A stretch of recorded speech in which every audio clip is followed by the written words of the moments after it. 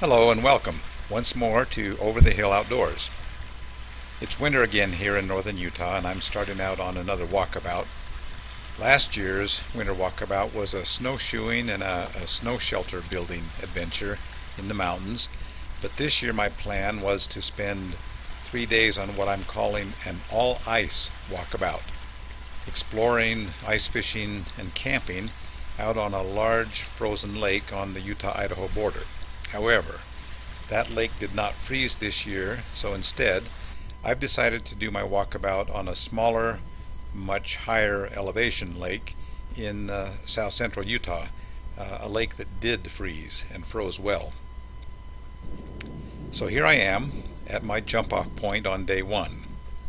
This beautiful mountain lake, located at about an elevation of 9,000 feet, is approximately 3.5 miles long and a little over a mile wide. My plan is to spend, as I said, 3 days exploring out on that ice, enjoying the solitude and doing a little fishing. So I've loaded everything into my sled and my backpack, and I'm now heading out across the middle of the lake to my intended camping spot near the far shoreline about 3 miles away. On most of my previous walkabouts, I've limited myself to gear and food that's at the very basic level. But this time, I've decided to focus mostly on the solitude aspect of a walkabout, and then less on denying myself of the creature comforts of food and warmth and shelter. Plus, I wasn't able to scout ahead of time, and so I didn't know exactly what to expect by way of ice and surface conditions. So I had to come prepared for a wide range of possibilities, which means I'm hauling a lot more gear than I would otherwise.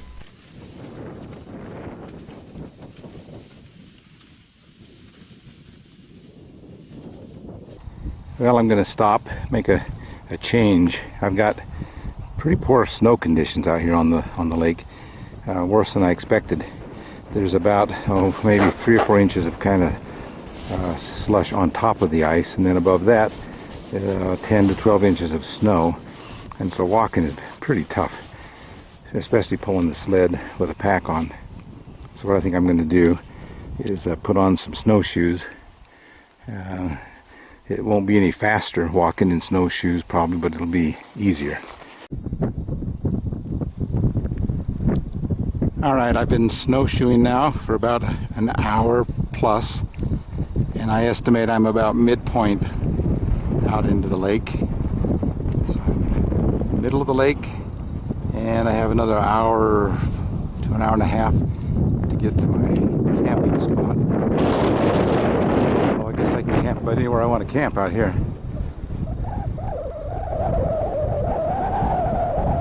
So there's where I came from. There's my gear.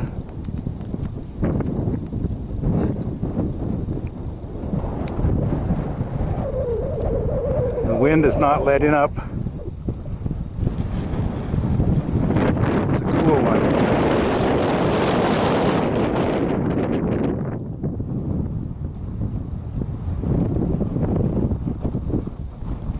And there's where I'm heading. Now here's something I was hoping I wouldn't see. This is a hole, but what's disturbing about it is there's no evidence that any ice fishermen have been out here to cut this hole, and the ice overall is about 18 inches to 2 feet thick, and yet here's a hole. So my concern is there's maybe a warm spring down there. This is deep water. This is over 100 feet deep where I am. Why this would be open, I do not know.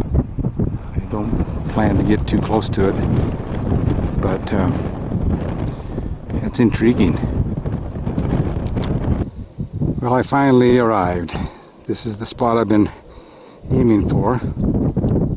It's 3.25 miles according to my GPS. 3.25 miles from where I parked. I've been snowshoeing, pulling that sled for about, well, 3.5 hours now. 5 minutes short of 3.5 hours. So I'm just averaging just a little under 1 mile an hour. One of the most important keys to staying comfortable on a winter camp is staying dry and keeping all of your gear dry. So what I'm going to do, I'm just unpacking my sled and my pack right now. I've tamped down or trampled down with my snowshoes an area in the snow where I'm now going to put a tarp, and then I'll lay my gear on that tarp to keep it dry. Just don't want to lay it in the snow. And it's windy enough. You want to make sure you tie your tarp to something that's not going to blow away. I'll tie it to my sled in this case. Since I'm planning on fish for dinner tonight, I decided that I'd better drill my fishing hole and get a line in the water as soon as possible. So before setting up camp, I got the auger out and went to drilling a hole. It's no small task to drill through this much ice, especially with a hand-powered auger, and it turned out the ice was 22.5 inches thick and solid. Add to that more than a foot of snow on top of the ice, and you can see why this auger was nearly up to the handle before I finally broke through. I shoveled away the snow from around the hole, scooped out the slush, and then dropped my line to the bottom with high hopes for a delicious trout dinner. But as it turned out, I fished until dark and I never got a single bite. The next task was to set up my shelter for the night. I chose to use a 10 by 10 foot tarp rather than a tent, and I secured it to the ice with ice screws. I found that whether you're using a tarp shelter or a tent, ice screws are absolutely essential when it comes to camping on ice. Then, because of a layer of slush on top of the ice, I had to keep the snow layer in place as a buffer and then pack it down and then place my sleeping bag on top of that. That did keep me dry, but it made for a low ceiling and less room inside the shelter when it was finished than what I had liked. After the tarp was in place, I then sealed the bottom edges with snow to keep out the wind. And now here's a quick look inside, and then a view off to the west at the far end of the lake as night is coming on.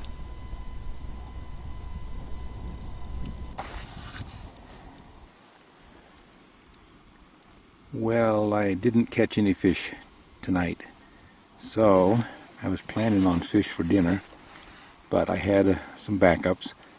So tonight for dinner I had ramen noodles and a couple of boiled eggs that were cut up and put into the soup. That was pretty good. Tomorrow I plan to fish in a different spot, and hopefully I can catch some fish. Tomorrow's target is perch. Today was trout, but the trout didn't pan out. So I'll try for perch tomorrow, move in a little bit shallower, and hopefully have a perch fry either for lunch or for dinner.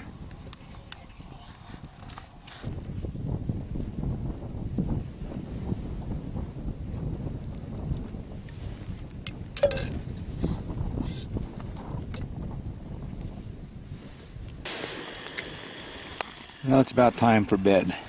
So another one of my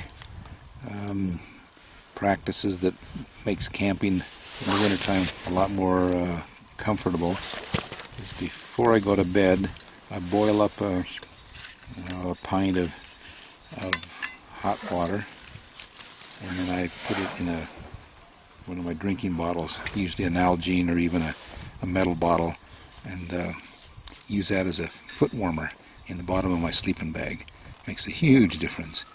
If you use the metal bottle with boiling water, you've got to wrap the bottle in something or it'll burn you.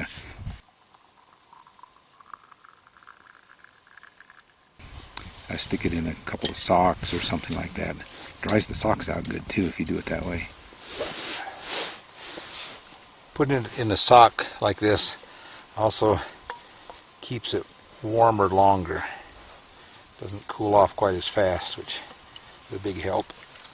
I like to have my feet warm at least until I go to sleep. So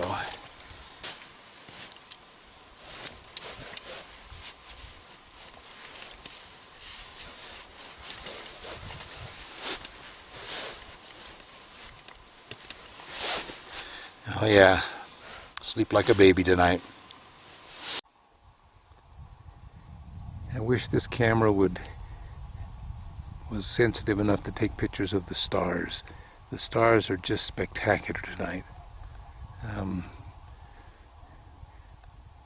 can see the Milky Way, of course the Big Dipper, Little Dipper, North Star, Orion the Hunter. They're just so bright.